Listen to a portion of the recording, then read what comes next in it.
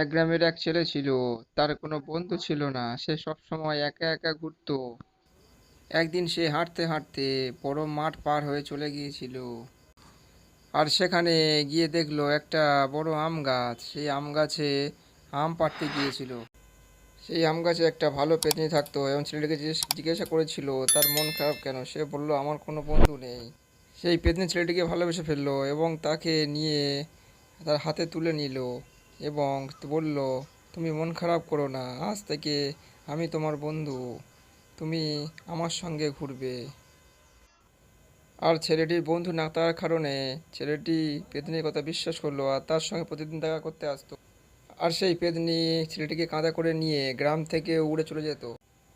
গ্রাম থেকে বেরিয়ে গিয়ে তারা নানান জায়গায় ঘুরতো আর দুজনে মজা করতো। আর তারা দুজনে সমস্ত জায়গায় ঘুরে এক গ্রাম থেকে আর এক গ্রাম এইভাবে তারা প্রতিদিন ঘুরে বেড়াতো। তারপর ছেলেটির গ্রামে এসে নামিয়ে দিয়ে যেত। ছেলেটি বলতো পরের দিন